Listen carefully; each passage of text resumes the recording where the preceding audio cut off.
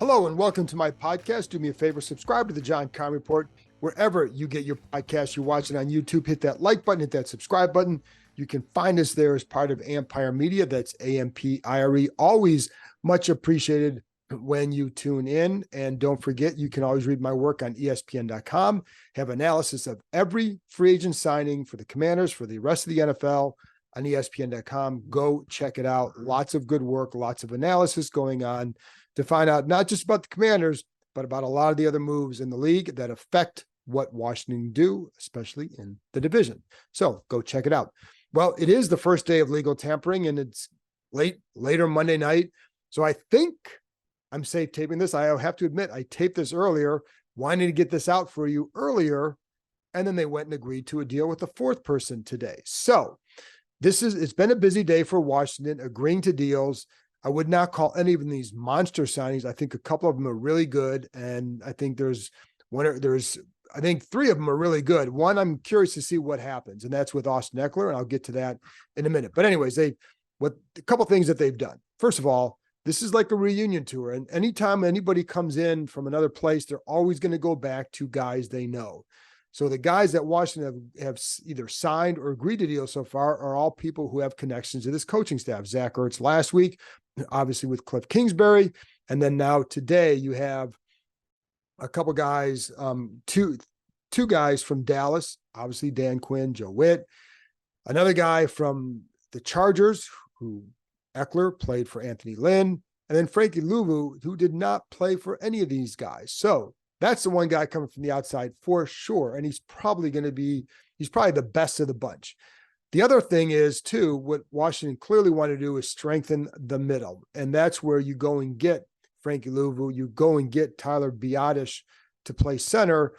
And that's an area where they really wanted to strengthen. So at the trade deadline, when they traded Chase Young and Montez Sweat, one of the things I heard was how just looking at the analytics and how you look at the analytics and what it tells you in the NFL is the teams are strong up the middle typically win. That's where you want to be, right? So that's partly why they went out and made those moves so they could afford to do some things in the interior and free up some money, although they'd have been okay. Anyway, now another story. But they did get stronger in the middle because with Biadasz strengthens a better center than what they've had in a couple of years. And then Frankie Luvu is going to be a better linebacker than they've had in a couple of years as well. Still need more work, still need to solidify quarterback, whether it's, however they do it. Clearly, with the number 2 pick, you would anticipate it being through the draft. And then also, I think settling on the safety position, because again, as I've told you, Quinn likes to play 3 safeties. So whether that's Cam Curl coming back, and I have not heard anything more on that today. It's been kind of quiet from my end, not necessarily from theirs, but I know that there was some dialogue, but I wouldn't call it like this great consistent dialogue with the team going into this. But regardless, they need to solidify that position because they do have 2 young guys, Quan Martin and Derek Forrest, who can play. I think the jury's out as to whether Percy Butler can be a starter or just a good backup in this league and backup special teamer. So I would recommend getting another veteran to come in here to pair with those guys to solidify it. Anyways, there's still a lot of time for that. But what they did on Monday was help themselves. So let's go down over the guys they signed agreed to. And you have to say agreed to because they can't sign until Wednesday after 4:00 when the league year begins. And as you know, J.D. McKissick, there are sometimes guys change their minds.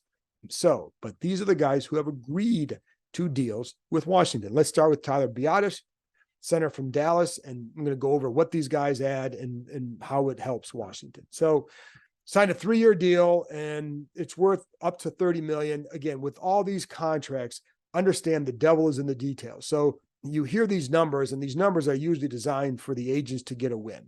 So when you hear 3 years, 30, it sounds 10 per year. That's good.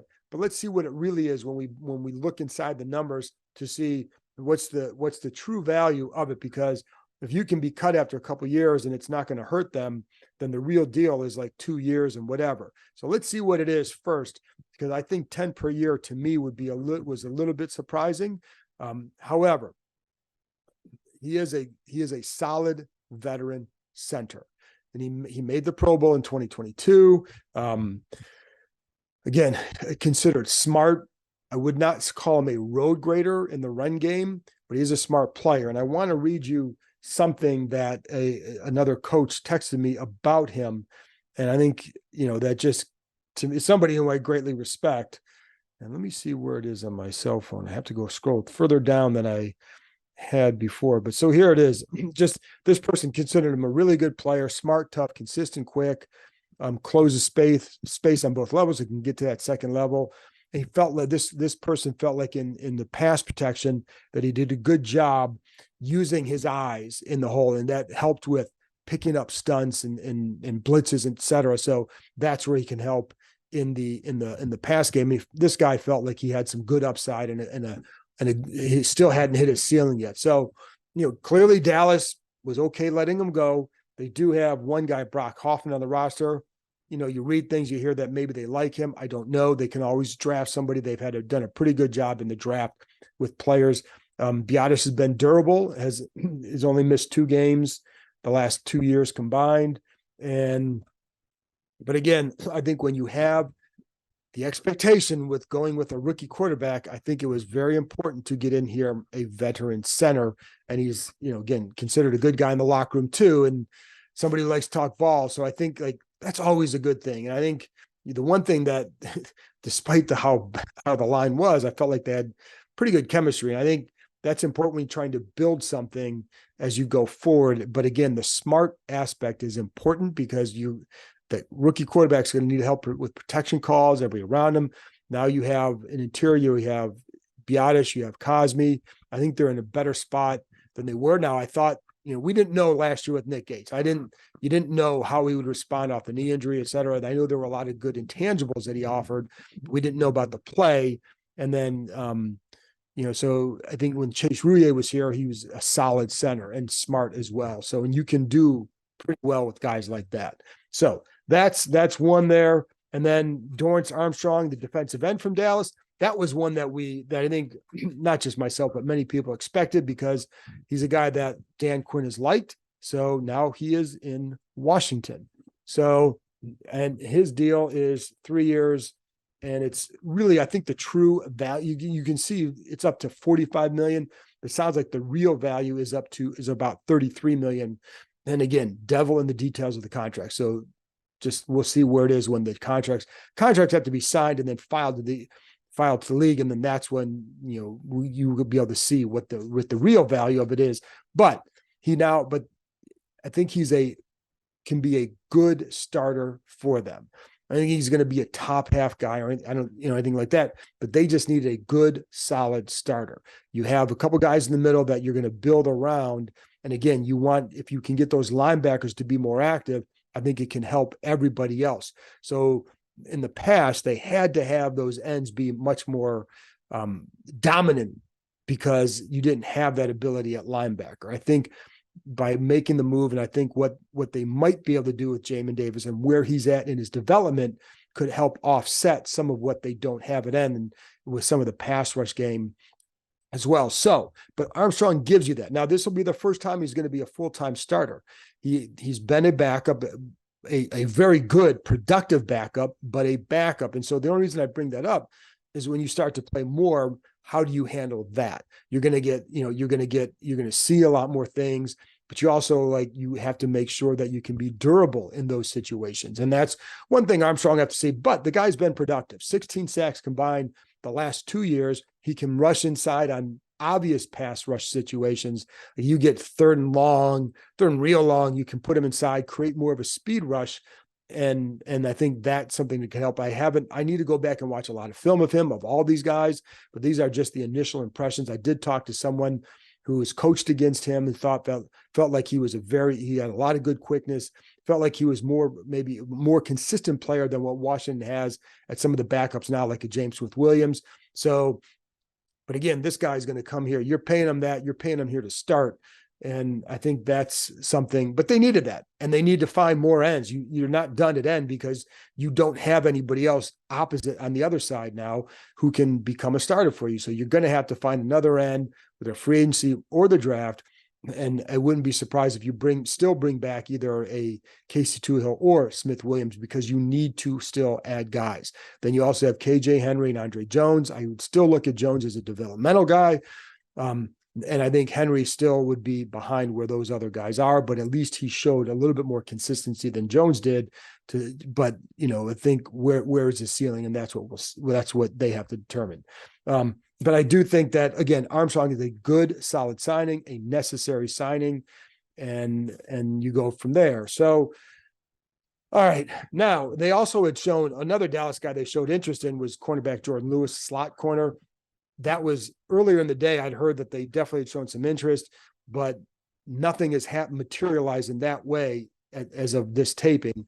And so I don't know that anything's going to happen there. They clearly need a corner. They had shown some interest in, I think I told you the other day, on Isaiah Oliver, who signed with the Jets. So they clearly have a need to get somebody there. So it wouldn't surprise me if they still bring in Lewis, because he's still out there. And again, he can play the slot for them. But the other guy that I think is going to be a good one here too is Frankie Luvu. And Matt Miller, who's a draft analyst for ESPN, said it well. And I think I would agree that with Dan Quinn, you need to have someone who can help start to provide some identity at linebacker. And I think this guy can do that. And I like where Jamin Davis is at with things. I thought he played better last year. And I think you can get this pairing here. And with Dan Quinn, I think with the way they can use him and get him to play a little bit more freely, I think this could be a better situation with them. And one of the things that you'd hear, you talk to people with this coaching staff about linebackers is the blitzing. And I think, like, can Jamin Davis be an effective blitzer? And he showed some rush potential. I've told you before that they did move him around last year. It wasn't like he was always in the middle, played him on the edge at time, et cetera. But I think he's going to have to be more effective in that role. And I think Luvu offers that as well. He can blitz. He had 7 sacks last year. He was a guy that Carolina wanted to keep and could not. And that was a good defense in Carolina last year, a really good defense. So it's not like, the team stunk, but the defense was really good. High energy guy, became a team captain this year and started calling the plays. I'm going to back up a second. So he came to Carolina. He was more of a special teams guy, did really well his first year there, elevated to become a starter in 22. And has had 2 really good years as a starting linebacker. 2 years ago, he had 19 tackles for loss, second most in franchise history. Last year, he had 10. So that's a good sign for him. But again, moving forward, it sounds like he can cover too, as well. One of the things that, and I like when guys work their way up like that. I just think, it really, it creates a mindset when you have guys that have worked their way like that. And I think that's something that I think he will bring. Again, high energy guy. Also, one of the things he did last year, he'd go in with Shaq Thompson, but those two would watch film on Tuesdays, the day off, watch film with the safeties. And it's important because, first of all, I think because those groups have to work in conjunction and they don't always watch the film together. And it's because that's an above and beyond type situation. But when you start doing that, you create better communication with the front and the back. And you have the backers going to see things and they need to know how to relay it and what you're seeing and what they're seeing. The more you can line up with that stuff, the better off you are. And so I like that he did that. Whether or not that continues here, I don't know, but I think it's a good thing to do because I think it gets people on that quote unquote same page, which hasn't always happened here in the past. But that's an individual thing. That's not something a coach can go demand that you do. I think that's something individuals have to want to do. And you can encourage it, but you can't make them do that. But you can, but once you get that, it leads to a more productive defense. So I think he was a good one to get. Like I said, Carolina was a team that Carolina wanted him back. And I forgot to tell you his deal, his money, the financials on all that. And give me a minute because I got to check that out. His deal.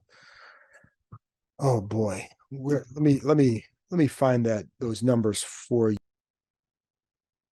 Okay, it's a 3-year deal worth up to $36 million. So again, Let's see how it breaks down. But that's a good payday for Frankie Luvu, but let's see how it breaks down. But again, I think this is a really good one because they have needed to solidify that spot for a while. And you know that, and I know that. And they did, they had two linebackers running this defense in Del Rio and then obviously Rivera. And that was not something they could ever get quite right. They did draft Jamin Davis in the first round. My concern with him was always that it was going to take him a few years to ascend to where he needed to get to. And that's kind of what happened. Anyways, but you may be in a good spot now where you're bringing in this guy who can play and pairing him with the guy who maybe is at a better point in his career to do even more, and going into a year where whether or not they pick up his fifth-year option or not. So one way or another, it could be a free agent year, but it could be playing for whatever. So anyway, I think it could be a good situation finally, but they still need more depth there. And, Luvu played the mic again. He wore the green dot for part of the, at least for part of the year. And, but I like this. I like that one. I do like that one. And finally, there's Austin Ekeler coming over from the Chargers. His deal is 2 years worth up to $11.43 million, $3 million signing bonus. So this is an interesting one because there is, you have some people I talk to wonder, what does he have left? How much explosiveness does he have left? Now you can look at his numbers, and of course, listen, he had 2 years where he scored 38 combined 38 combined touchdowns. Kind of hard to match that. So only had 6 last year. Career low 3.5 yards per carry. Now consider this though. He averaged 1.62 yards before first contact. That's also by far a career low. That speaks to problems with the offensive line. So, but Washington really needs him as a pass catcher. He has to be productive there.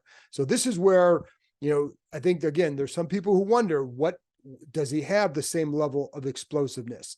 These are people who watched him every day.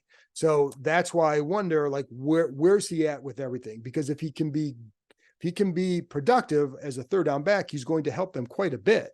But and so that's going to be the question. Now, the couple of things that I would wonder about too in his favor. First of all, Anthony Lynn coached him with the Chargers and knows him. And one of the things when Anthony Lynn was interviewing here for that offensive coordinator's job, one of the things that I know that this staff liked and Ron Rivera liked, because I remember talking about it, was about how Lynn's plan to get guys in space. Now, we heard a lot about that with Bieniemy, and it certainly, I can tell you, they know it did pan out that way, but they liked Lynn's plan to help get guys in space. And so I think that's going to be something to watch with Ekeler. Can they get him in the ball in space? And then when he's there, what does he do with it? Because if he does, he can be productive. And again, it could be a very good signing. And that's what they need for it to happen. And then you also have Cliff Kingsbury. Could he be a really good fit in this offense? Again, versatile back. They do not need him to be the primary back, and that's a good thing. I don't think that's not what you want from him at this stage of his career. So you have Brian Robinson to take off first, and the rundown pressure, and Robinson can catch the ball now, and so can Chris Rodriguez. I think Robinson, I think both those guys might be a little bit undervalued I wonder what the staff thinks of him in that role, because I think they can both do it. But you don't need Ekeler to be a between the tackles guy or anything like that. You have those two guys who can handle that role, which should free up Ekeler to be more of your third down pass catching back. That's the role I think that could fit him well. And if they use him that way, if they can use him right, and if they feel like they know how to use him, and again, Lynn had him, but this was several years ago now. And then, but again, the fit in Kingsbury's offense, if you can create that space for him, get on the ball out there, I think you're going to need to still get some other guys around him, another receiver to go with McLaurin and Dotson. And, then you also have Zach Ertz. But I do think, so I think this is an interesting one. Where is he at in his career? Because if he still has something left, he can help. And I think we're going to find out. But I think this is a signing that certainly is one of familiarity because of Lynn, and then one of fit with this offense. That's where they have to hope this pays off, because they do need what he can provide. And if he can provide that, then this is a really good signing, and he'll make more money because he's got some incentives in that deal. And that's where he can cash into. So there you go. That's it for me. That's the wrap of the first day of the legal tampering period. If anything else happens Monday night, I'll be back probably Tuesday morning or so to fill you in if it's something big. If not, I'll just give you another wrap up Tuesday evening, and then we'll do a live show Wednesday night. I think it's going to be like 8:00 or so Eastern time. But I'll let you know for sure tomorrow night. So anyway, talk to you next time.